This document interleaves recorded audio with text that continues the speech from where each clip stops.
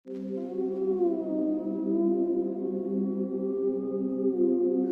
कहानी एक host hunters के फ्रेंड ग्रुप की है जो वैसे तो कोई और काम करते थे और कभी कभी वीकेंड्स पर घोस्ट हंटिंग भी करते थे।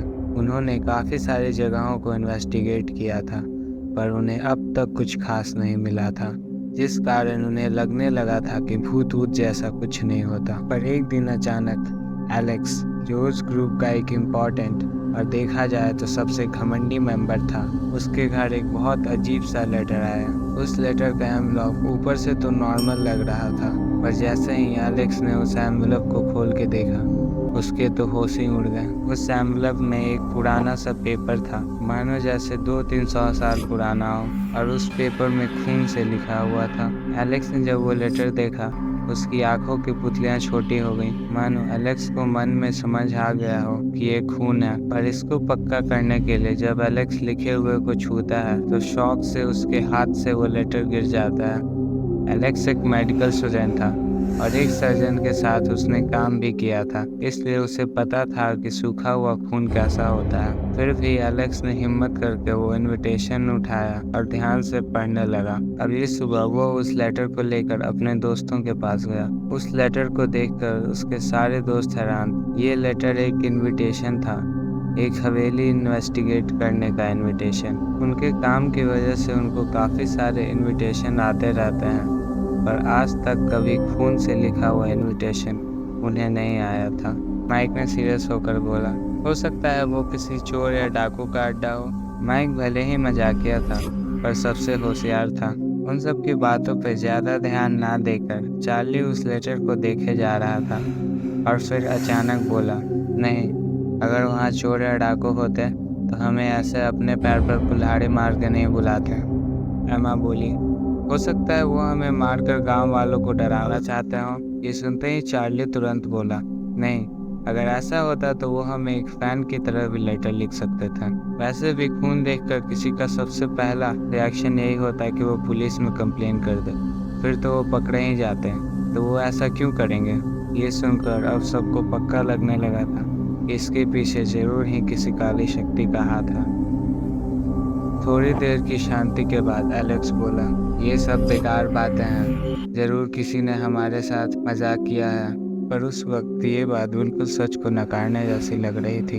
एलेक्स को समझ आ रहा था कि सबको उस लेटर पर यकीन हो रहा है। ये देख एलेक्स गुस्से में बोला, ठीक है, अगर तुम लोग को नहीं जाना तो मैं अकेले जाऊंगा। ये सुनकर चार्ली में भी थोड़ी हिम्मत आई।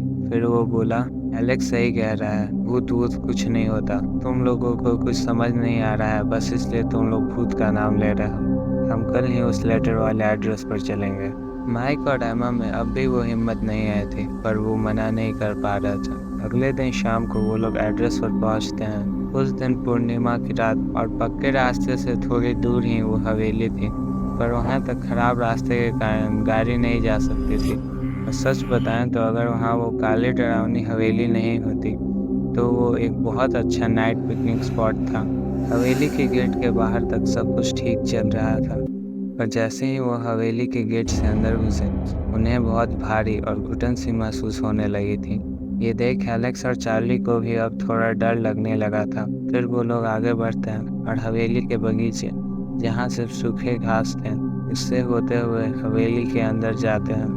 हवेली पुरानी थी और काफ़ी जगहों से टूटी हुई भी। एमा बोली, एलेक्स ये पक्का सेफ है ना। वैसे तो एलेक्स भी अंदर से थोड़ा घबराया हुआ था, पर एलेक्स बोला, अरे हाँ एमा, हम पहले भी ऐसी जगहों पर आए हैं, तुम बेकार में डर रही हो। एमा बोली, पर इस जगह पे मुझे घुटन सी हो रही है। चार्ली बोला, इस जगह की कंडीशन भी तो देखो, चारों तरफ बस धूल भरी है, इतना अंधेरा है और खिड़कियां भी बंद है, तो दम तो घुटेगा ही। ये बोलकर सभी दोस्त एक साथ इधर उधर उस हवेली में घूमने लगे, पर हवेली बहुत बड़ी थी और एक साथ वो एक रात में पूरी हवेली को नहीं देख सकते थे। इसीलिए माइक ने बोला, हमें अलग अलग होकर इस हवेली में देखना चाहिए, वरना सुबह हो जाएगी और हमें कुछ भी नहीं मिलेगा। एमा तुरंत बोली, नहीं, इस भूतिया हवेली में मैं अकेले कहीं भी नहीं जाऊंगी। बाकी तीनों भी यही कहना चाहते थे, और सच में ऐसी हवेली में अकेले घूमना खतरे से खाली नहीं था, पर ऐसा किए बिना वो पूरी हवेली घूम भी नहीं सकते थे। इसीलिए माइक ने बोला, तो एक काम करते हैं, 2-2 के ग्रुप बना लेते हैं। सब इस बात के लिए मान गए। एमा बोली, मैं और माइक एक साथ जाते हैं और एलेक्स और चार्ली एक साथ। फिर दोनों ग्रुप अलग अलग दिशा में जाने लगते हैं। चलते चलते एलेक्स और एमा एक रूम में पहुंचते हैं। वो रूम बाकी रूम से अलग था। उस रूम में डस्ट बहुत कम थी और ठंड ज्यादा। उस रूम को देखकर लग रहा था कि वो किसी बच्चे का रहा होगा। इतनी देर से माहौल काफी सीरियस था, इसीलिए इस सीरियसनेस को कम करने के लिए माइक वहां रखे एक छोटे से घोड़े वाले झूले पर इशारा करते हुए बोला, एमा देखो तुम्हारा झूला। माइक के ऐसा बोलते हैं इससे पहले कि एमा कुछ बोल पाती, माइक के सामने एक वास्प उसके बगल वाले अलमीरा से गिर जाता है। ये देख एमा की बोलती बंद हो गई। पर दोनों एक साथ खिड़की को देखते हैं और फिर एक दूसरे को, मानो एक दूसरे को कह रहे हो हवा से गिर गया होगा। तभी अचानक एलेक्स की बहुत जोर से चिल्लाने की आवाज आती है। माइक और एमा बहुत तेज उस तरफ भाग। माइक आगे था तो उस रूम से पहले माइक निकला और माइक के निकलते ही उस रूम का दरवाजा बंद हो गया। एमा अंदर ही रह गई। ये देखकर माइक की मानो सांसें रुक गई। एक तरफ एमा चिल्ला चिल्ला कर जोर जोर से दरवाजा पीट रही थी, वहीं दूसरी तरफ एलेक्स बार बार दर्द से चीख रहा था। माइक बार बार जोर से दरवाजे पर मार रहा था, इस उम्मीद में कि दरवाजा टूट जाए, पर दरवाजा हिल भी नहीं रहा था, मानो पत्थर का बन गया हो। थोड़ी देर बाद एमा एक बार जोर से चिल्लाती है। तभी अचानक माइक को कुछ याद आता है और वो अपनी जेब से कार की चाबी निकालकर कार की आवाज करता है। इतने में अचानक उसे एलेक्स की आवाज फिर आती है। एलेक्स कब से शांत था, ये सुनकर माइक फिर से बहुत तेज भागता है। मेन हॉल में पहुंचने पर माइक को एलेक्स फोन में लिपटा सीढ़ियों के पास दिखता है, मानो उसे किसी ने नीचे धक्का दे दिया हो। वो ये सब देखकर समझ ही रहा होता है कि अगले ही पल ऊपर से एक भारी आवाज आती है, तुम्हारी हिम्मत कैसे हुई इसे छूने की। ये आवाज किसी और ने नहीं, चार्ली ने ही निकाली होती है। माइक समझ जाता है कि चार्ली अभी उस पिशाच के वश में है। वो पिशाच अपनी लाल आंखों से माइक को देखता है और बोलता है,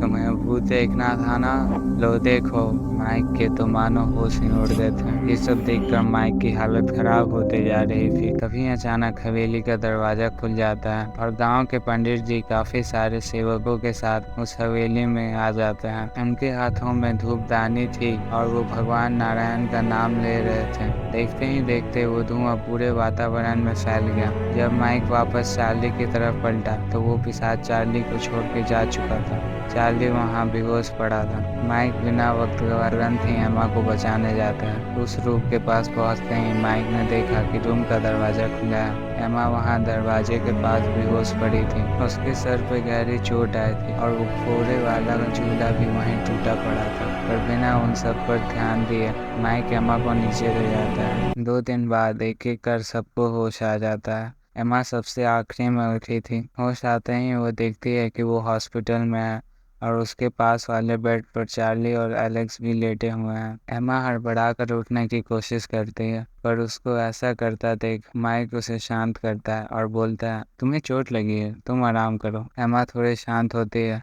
और फिर पूछती है, उस रात क्या हुआ था। माइक उसको आराम से पूरी कहानी बताता है। ये सुनकर एमा पूछती है, पर अचानक से पंडित जी और उनके इतने सारे सेवक कहाँ से आ गए। वो, माइक बोला, मुझे लग ही रहा था कि कुछ ऐसा हो सकता है। ऐसे तो मैं इन सब चीज़ों पर विश्वास नहीं करता था, पर फिर भी मैंने बैकअप में पंडित जी को बुला लिया था कि अगर कुछ गड़बड़ होती है तो अपने शिष्यों को लेकर अंदर आ जाए। मैं अपनी कार से आपको इशारा कर दूंगा। ये सुनकर एमा के आंखों में आंसू आ गए और एमा बोली, थैंक्स माइक। माइक बोला, थैंक्स मुझे नहीं, पंडित जी को बोलना। इतने में ही पीछे से आवाज़ आई, शुक्रिया मुझे नहीं, भगवान को करो। पंडित जी को देखकर माइक खड़ा हो गया और बाकी सब उठकर बैठ गए। अब कभी ऐसी शक्तियों को छेड़ने की कोशिश मत करना। ये सुनकर सब एक साथ बोले, जी पंडित जी।